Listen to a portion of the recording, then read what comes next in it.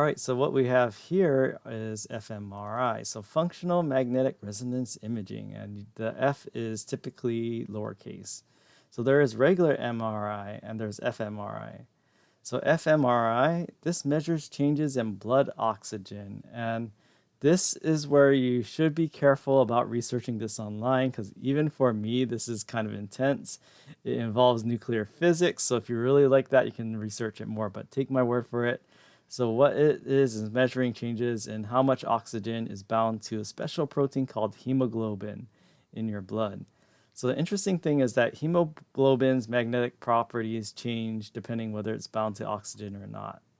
So the more basically what we're seeing here is that if it's a bright yellow patch in this scan or a red patch, there's more blood flow to that area. So this is how it's able to generate these images. So if you see a glowing spot, that means more blood flow is going to that area.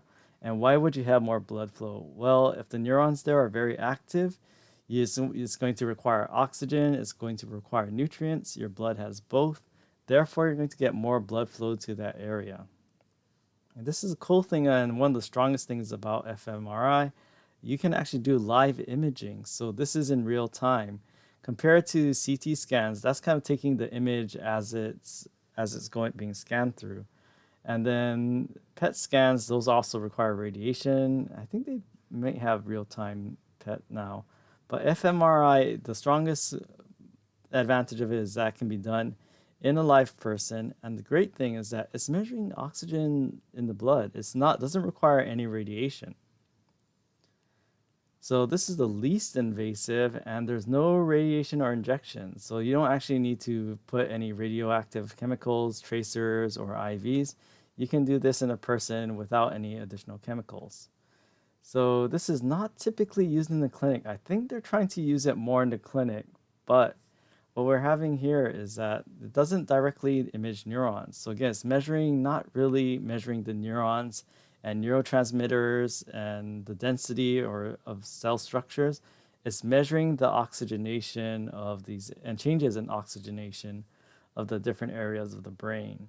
So this is why it's not really as well defined, some of these images compared to other, although I think they have improved the resolution and clarity in recent years. And technical issues. Well, what else is magnetic? Things that are metallic are magnetic, or say your patient has a metallic plate in their head, and or other metallic things in their skull. So this is going to cause problems with the fMRI.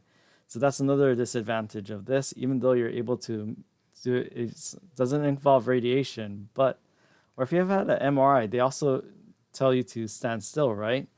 Or to hold still because why? Again, if you're trying to measure the blood flow and this person is shaking around, their head is moving around, you're going to get a very blurry image. And yes, in the chat, we don't have pack back this week. It's a makeup week, just like in the schedule. This is the last makeup week. So this is your last chance to make up for anything you missed in previous weeks. All right, so let's talk about brain lateralization. So remember back in the last lecture, we talked about left brain versus right brain and how that's a myth. Well, the interesting thing is that they actually used fMRI, and what they did is like, okay, they looked at put people in a fMRI scanner, and they said, okay, are people showing more blood flow to one side of the brain than the other? And what they found out is that fMRI, by looking at the blood flow, it doesn't show dominance of either brain hemisphere. So as you can see, as you can see here, there's different parts lighting up. But what they saw on average, people use the left and right hemispheres pretty equally. I mean, different parts light up at different times. But they saw that on average, it's pretty much 50-50, or if not significantly different from more the right or left than the other.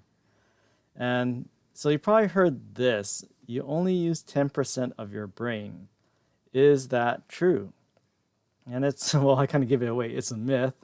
Because why? Well, the thing is that maybe you might be using 10% at any given moment, but does that mean parts of your brain go totally unused? It wouldn't make sense keeping out around cells that you never use because that takes a lot of energy and nutrients and other things to maintain. So you might not be using all of it at one time. That's probably if you say so. Would you, when you're eating or trying to relax at home watching television? Do you want to be all of a sudden thinking about going to the bathroom at the same time, doing your workout, and also thinking of some random embarrassing incident that happened all the way in elementary school? No, you don't want to think about all that at once. You're thinking about different things depending on the task you're doing at the time, right? So this is why you're kind of switching between the different areas of your brain as you go out through your daily life, but you do use all of your brain. Now, who do I blame for this myth? I blame these people. So I blame all these movies. All these movies, they repeat this stupid 110% myth. So I mean, it's like obviously they always say it's like some untapped part of our brain, and then when you tap into that part, all of a sudden you get superpowers or something like that. So again, maybe the people and Hollywood execs that keep on remaking movies that don't need to be remade, maybe they use 10% of their brain, but again, it's a total myth. And this 10% myth, I blame Hollywood for this. Again, it's a myth. You do use all of your brain, just happens not to be all at once.